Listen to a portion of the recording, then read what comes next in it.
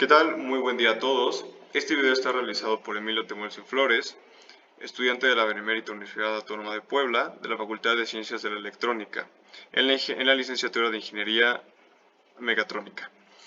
La finalidad de este video es poder apoyar a los alumnos de primer, segundo y tercer semestre de la Benemérita Universidad Autónoma de Puebla en el área de cálculo integral o cualquier persona interesada en la misma. Ahora bien, a lo largo de este video se verá la aplicación del cálculo integral en circuitos electrónicos, específicamente en el área de sensores y filtros. Bueno, primero que nada quisiera recalcar que la integral no es más que el área bajo la curva. Tenemos lo que son primeramente los amplificadores operacionales. Antes de entrar a lo que es cálculo integral en el área de electrónica, necesitamos corroborar o reforzar unos conocimientos de componentes.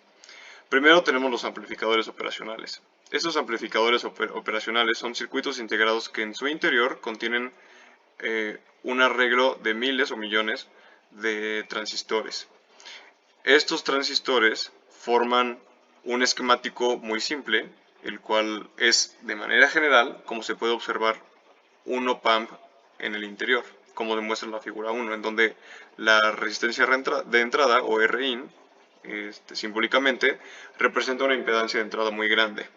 La resistencia de salida, o Rout, representa una impedancia de salida muy pequeña, y Gbin es una fuente de voltaje a la salida con una ganancia G.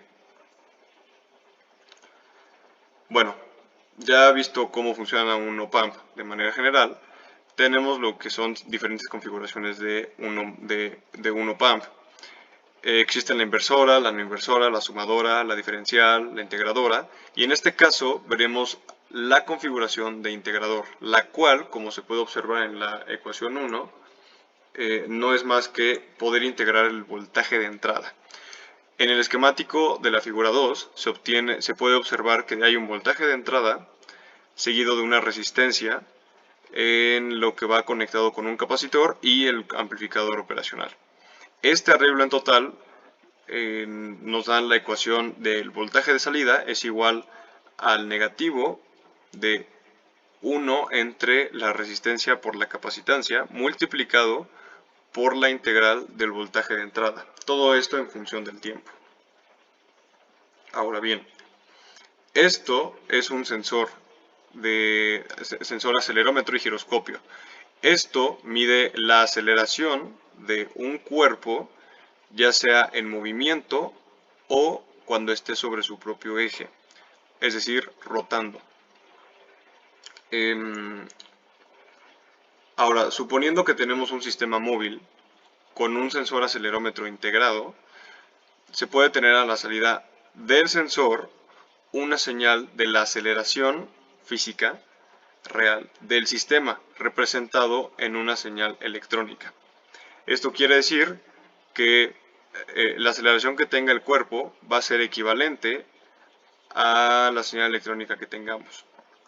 Entonces, se puede tomar desde el acelerómetro, desde el pin de salida del acelerómetro, se puede tomar y pasar a la entrada de un op-amp con configuración integrador. Esto integrará la señal, por lo cual tendremos la velocidad del sistema. Sin embargo, existe ruido en los sensores, en los amplificadores y en el ambiente. Por lo tanto, es importante filtrar la señal antes de poder obtener una señal final. Entonces pasa por un filtro, en donde también es un arreglo de amplificadores operacionales, y finalmente pasa por un capacitor, donde también es el último filtro, para quitar todas las señales de ruido restantes. Así pues se puede obtener la velocidad del sistema. Esto mismo se vuelve a integrar para obtener la posición, se vuelve a pasar por un filtro en una configuración de op-amp para filtrar, y se vuelve a pasar por un capacitor final para obtener una señal de posición filtrada con el menor ruido posible. Este es el ejemplo claro de cómo se puede aplicar el cálculo integral en los ejercicios que se han visto en clases, donde se integra para obtener la velocidad, la posición de un sistema. Sin embargo, esta ya es una aplicación real en donde un robot que esté acelerando y tenga integrado un sensor de este tipo, con ayuda de algunos componentes y arreglos específicos que se verán más adelante en la carrera, se puede tener la velocidad y la posición final del robot. Esto es importante dado que la posición, junto con la velocidad, son señales y mediciones para obtener una retroalimentación en el sistema de control implementado en el sistema móvil. La figura 5 es un diagrama de bloques de lo que es un lazo cerrado de control, otra vez de manera general, en donde la señal de entrada es la señal con la que se iniciará el sistema, o la señal de referencia. Después se tiene una señal del error, elementos de control, en este caso el sistema de control, la planta o proceso, en nuestro caso es el sistema móvil, puede ser un robot, un brazo robótico o lo que sea. La salida, en este caso, puede ser la aceleración, velocidad, posición, dependiendo del sensor. En este caso, en el ejemplo anterior, teníamos un sensor de aceleración, por lo tanto la salida era la aceleración. Después se tiene una retroalimentación, y la señal de retroalimentación en los elementos de realimentación, ahí entra lo que es el circuito de filtrado e integración, es decir, los dos op-amps en configuración de integrador y los dos op-amps en configuración de filtro. De ahí, la señal de salida de realimentación es la posición para poder compararla con la señal de entrada y así obtener nuevamente la señal del error. Esto es todo. Muchas gracias, compañeros.